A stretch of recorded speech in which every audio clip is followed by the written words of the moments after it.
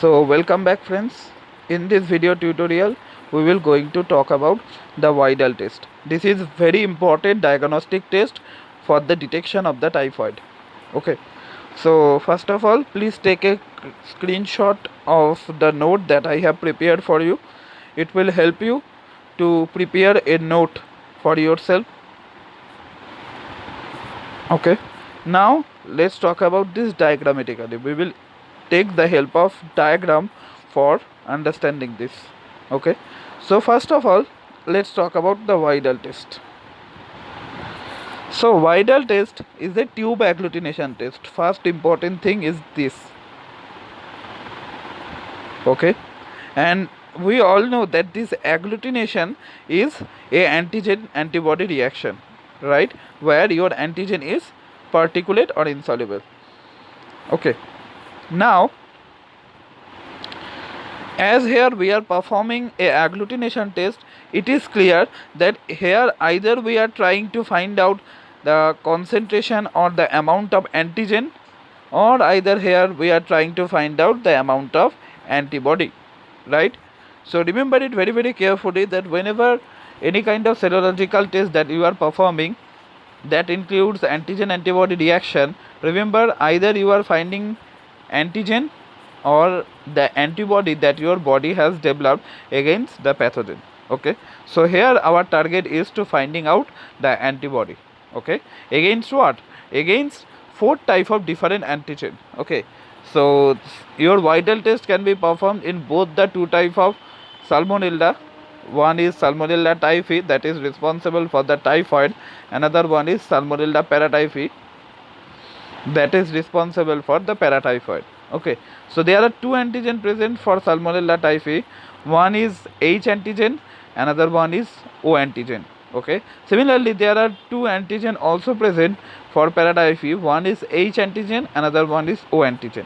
Okay, and in the Widal test we are taking the help of tube agglutination to find out the concentration or the amount of antibody that our body have developed against those antigens. Clear? That is our goal in Widal test. So how we can do this? We can do this by taking a 4 dose of test tube. Okay, remember here I have drawn only 4 test tubes, but you can also take more than that depending on the type of your sample. Okay, but rows should be always 4. Okay, that is the important thing you should know. Now first thing will be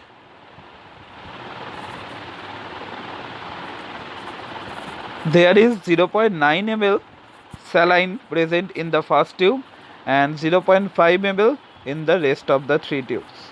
Okay, first thing is that, and we are taking 0.1 ml of the serum from the stock and adding with this.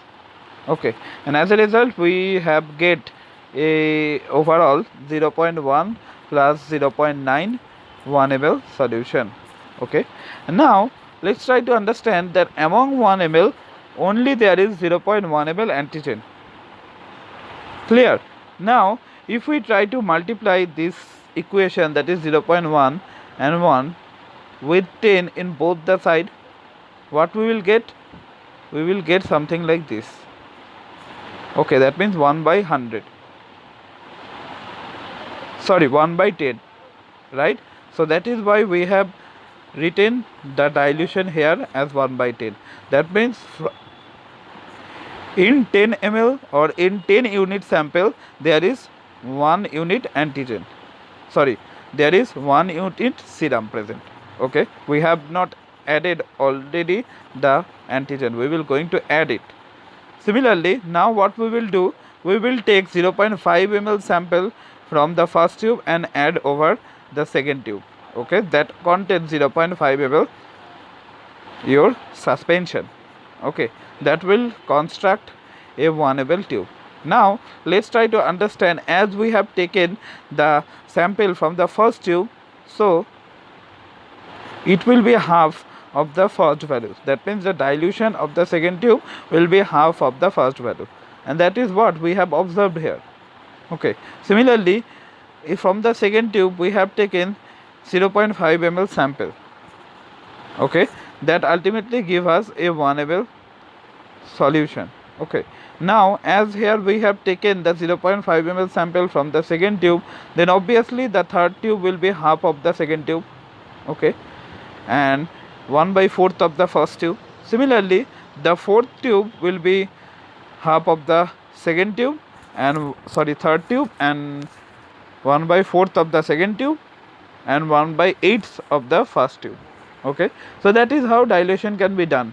If you want to add another tube, then here your dilution should be 1/160.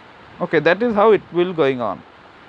Now what we will add after the dilution of the serum, we will add Salmonella typhi O antigen equal amount in each test tube, and this amount is, let's say, 0.5 ml. Okay, so now what we have now, we have 1.5 ml solution in each test tube, right? Now we will perform the incubation at 37 degrees centigrade at appropriate conditions. Okay, now after the incubation period, we will look for agglutinations at the bottom of the tube.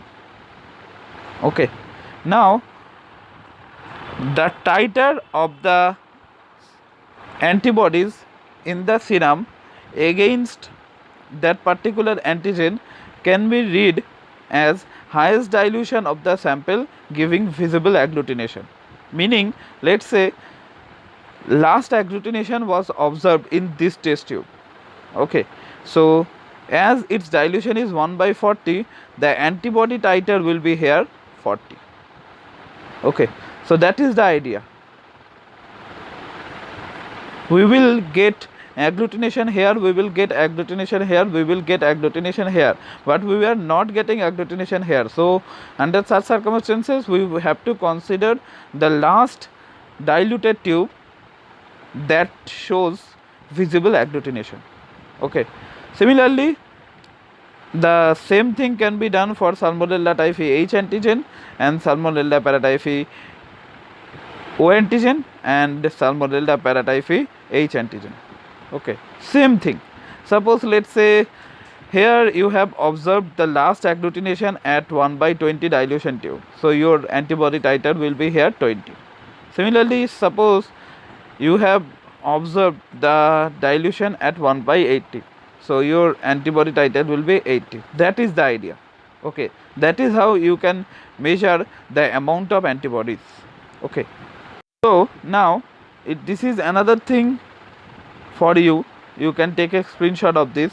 So now by this way that I have just explained, you can find out the antibody titers of the present serum against that particular antigens, right?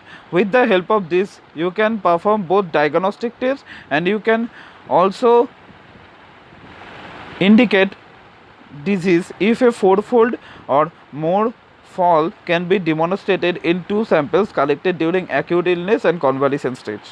Okay, so that is the thing. Here we are performing tube agglutination, and agglutination means a reaction between antigen and antibody. So we have prepared 4 rows of different 4 rows or series of test tubes. Okay, now first of all we have diluted our serum sample. Okay, now we have add the antigens at equal amount in each of the test tube. Okay, then we have performed the incubation step at 37 degrees centigrade at appropriate condition. Then after that, after the incubation, we will look for agglutination at the bottom of the test tube. Okay, now the highest dilution of the serum that shows visible agglutination will be considered as antibody titer. Okay, how we will determine the antibody titer from that? Let's say highest dilution is 1/320. Under such circumstances, your antibody titer will be 320.